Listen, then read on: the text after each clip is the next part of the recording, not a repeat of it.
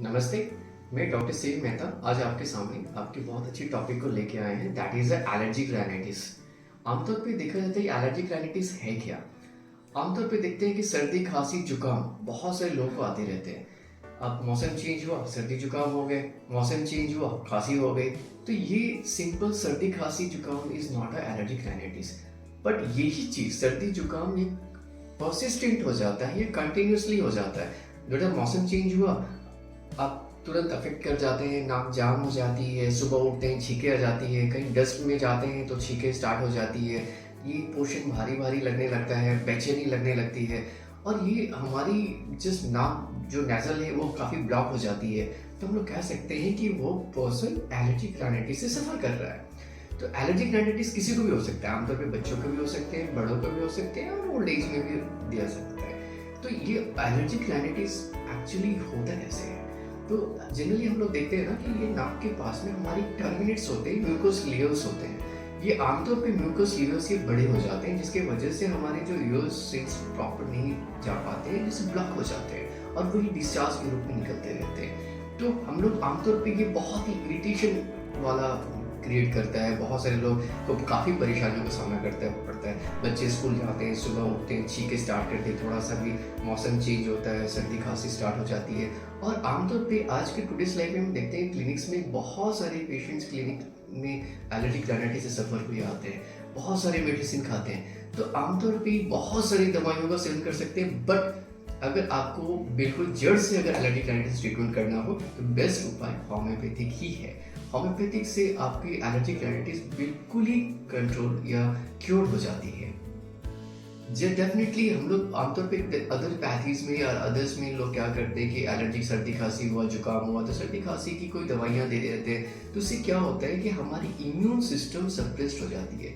But हम लोग इन homeopathic में हम लोग क्या करते हैं कि हमारी जो एलर्जिक राइनाइटिस है, अगर एलर्जी का मतलब क्या होता है कि हमारी इम्यून सिस्टम का दब जाना इज कॉल्ड एलर्जी, दूसरे शब्दों में कह सकते हैं। तो हम लोग क्या करते हैं कि हमारे अपनी इम्यूनिटी सिस्टम को हम इनहेंस कर देते हैं, बढ़ा देते हैं। तो हम लोग जब इम्यून सिस्टम जब आपकी बॉडी में जब बढ़ने लगेगी ना, तो आप किसी भी चाहे वो मौसम चेंज हो, चाहे डस्ट पार्टिकल्स में एक्सपोजर हो या कुछ ऐसी चीज़ें आप खा लें, तो आपकी बॉडी में वो चीज़ें एलर्जेंस इंटर नहीं कर पाएगा और आपकी सर्दी खांसी छींकें नहीं आ पाएगी और आती भी तो बहुत जल्दी वो निकल जाती है।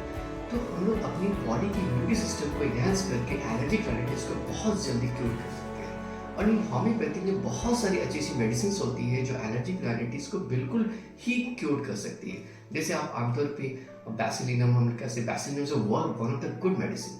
बैसिलिनम है, teucrium marum verum, lemna minor, sticta, बहुत सारी ऐसी मेडिसिन है, एरम ट्राइफिलम, एलियम सेपा, कई मेडिसिन है जिसको आपके सेवन करने से आप इसको बहुत जल्दी आप इसको मूव कर सकते हैं। बट मैं उनसे सभी लोगों से रिक्वेस्ट करूँगा कि आमतौर पे अपने खुद से दवाइयाँ मत लीजिए, क्योंकि हम लोग इन होम्योपैथ जो फिजिशियन होते हैं वो इंडिविजुअलाइजेशन मतलब हर लोगों की अलग अलग दवाइयाँ होती है। तो हम लोग प्रॉपर एक टेस्टिंग के बाद में इंडिविजुअलाइजेशन करने के बाद में इसमें कौन सी मेडिसिन सेलेक्ट करने के बाद ही उसको देना चाहिए, जिससे वो धीरे धीरे वो आपकी बीमारियाँ जड़ से एकदम खत्म हो जाती है।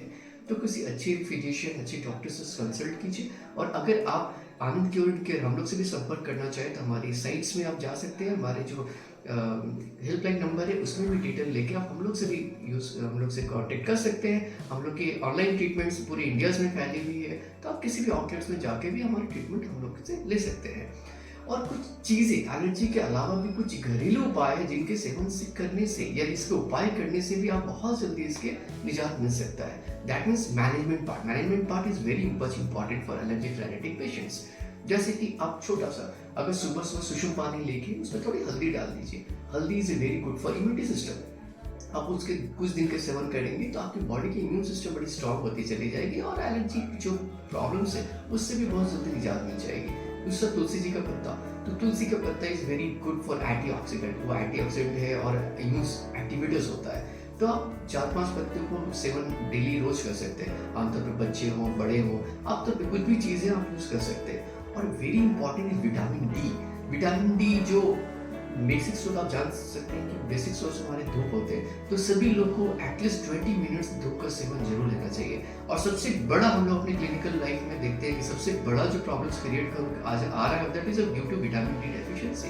तो अगर आपके पास ऐसे समय नहीं हो पाता है, सुबह उठ नहीं पाते हैं, तो ये दिस इज़ वेरी रॉन्ग। आप एक समय को रूटीन मेंटेन कीजिए। इम्यून सिस्टम इनहांस कैसे कर सकते हैं? जब आप अपने बाहर की डाइट्स को कंट्रोल करेंगे, आप सात्विक भोजन लेंगे, फैट डाइट्स, ऑयली फूड्स को आप परहेज करेंगे, सुबह उठेंगे, एक्सरसाइजेस करेंगे, आप एरोबिक एक्सरसाइज कीजिए या वॉकिंग करिए और एटलीस्ट मिनिमम 20 मिनट्स का धूप में जरूर बैठे, जिससे आपको विटामिन डी बहुत अच्छे से मिल सके।